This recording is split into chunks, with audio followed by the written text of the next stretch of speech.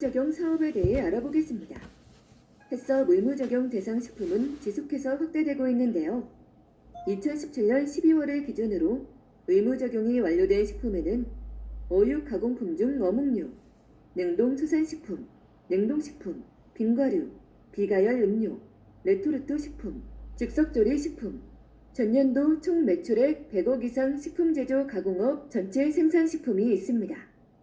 그리고 2020년 12월까지를 기준으로 현재 진행되고 있는 의무 적용 대상 식품은 어육 소시지, 음료류, 초콜릿류, 특수용도 식품, 과자 캔디류, 빵류, 떡류, 국수, 유탕면류, 즉석 섭취 식품입니다. 계속해서 해썹 의무 적용 사업에 대한 의무 적용 대상 시기, 재정 및 기술 지원 사업, 한국식품안전관리 인증원, 해썹 관련 행정처분 기준, 해썹 적용업체 우대 조치 등의 내용에 대해 알아볼 텐데요. 상세 내용은 팁 버튼을 클릭하여 확인해 보세요.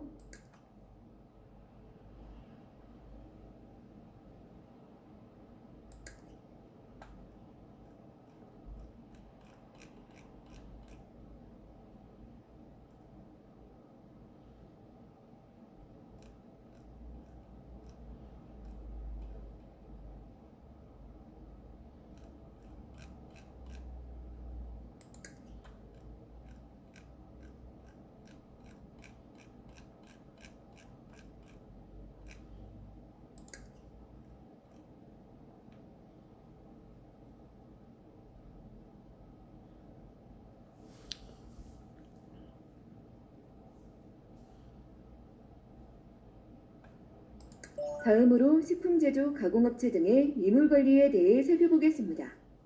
이물관리의 목적은 무엇일까요?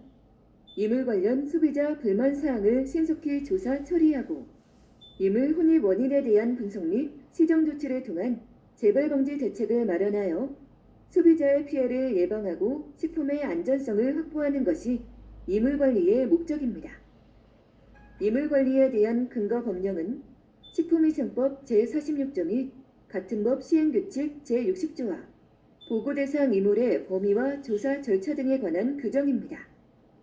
이물보고는 식품위생법 제46조, 고시 제4조에 의해 보고 의무가 있는데요. 보고 의무 영업자는 식품제조 가공업, 식품첨가물 제조업, 식품소분업, 유통전문 판매업, 식품 등 수입 판매업에 종사하는 영업자입니다. 보고 대상 이물은 식품위생법 시행규칙 제60조, 고시 제3조에 따릅니다. 먼저 위해를 줄 수 있는 물질에는 3mm 이상의 유리, 플라스틱, 사기 또는 금속성 재질이 포함됩니다. 첨호감을 줄 수 있는 물질에는 쥐 등 동물 사체 또는 그 배설물, 파리, 바퀴벌레 등 위생해충 및 곤충류, 기생충 및 그 알이 있고 섭취 부적절한 물질에는 곰팡이류, 고무류, 나무류, 돌, 모래 등 토사류가 있습니다. 이처럼 육안으로 식별 가능한 이물이 보고 대상입니다. 또한 보고 제외 대상이 있는데요. 고시 제3조에 의거하여 머리카락, 비늘, 씨앗 등 풀씨류 및 줄기, 참치 껍질, 가시 또는 찰대, 종이류, 실, 끈류, 낚싯줄, 연화된 동물 뼈조각 또는 연골, 제조 과정에 사멸된 원생물에 기생하는 기생충, 침전 응고물, 탄화물은 이물로 보고하지 않습니다.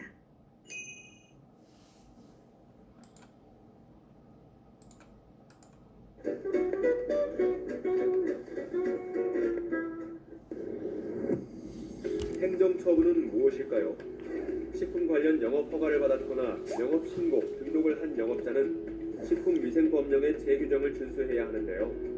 영업자가 이러한 제규정을 위반하였을 경우에는 식품위생 확보라는 행정 목적을 달성하기 위하여 위반 행위 종별에 따라 행정처분을 하도록 하고 있습니다.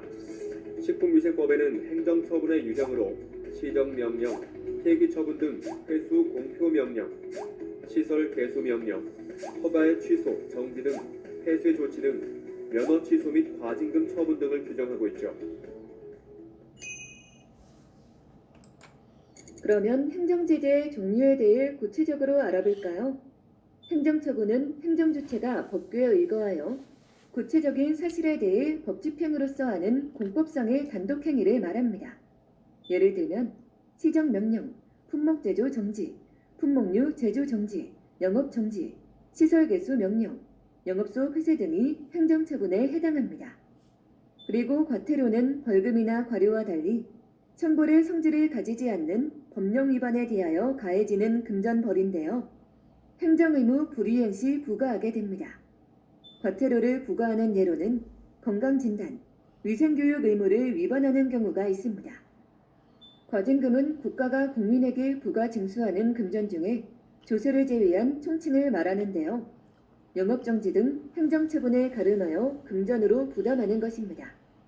벌칙은 국가 또는 지방자치단체의 법규에서 그 법규를 위반한 이에 대한 제재이죠.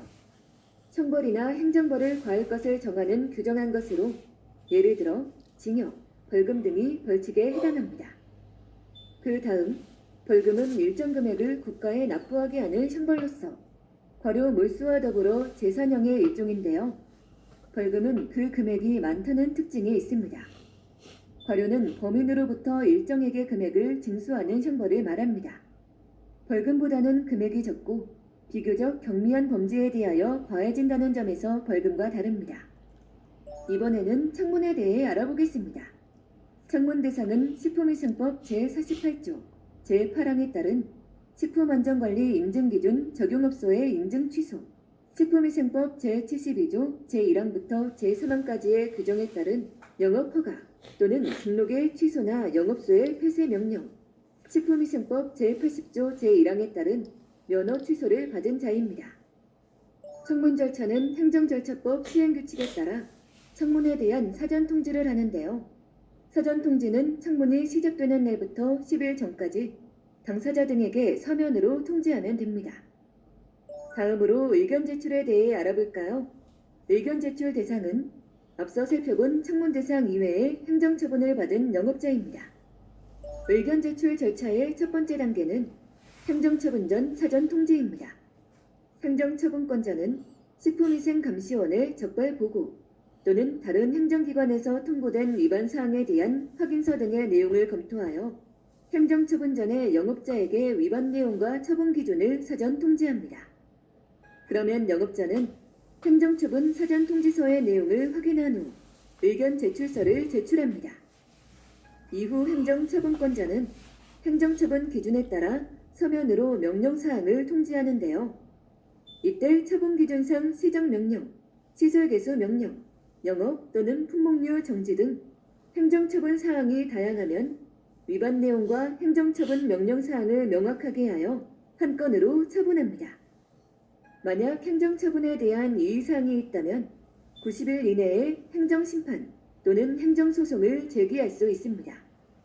여기서 잠깐 행정처분을 할 때 주의할 내용이 있는데요.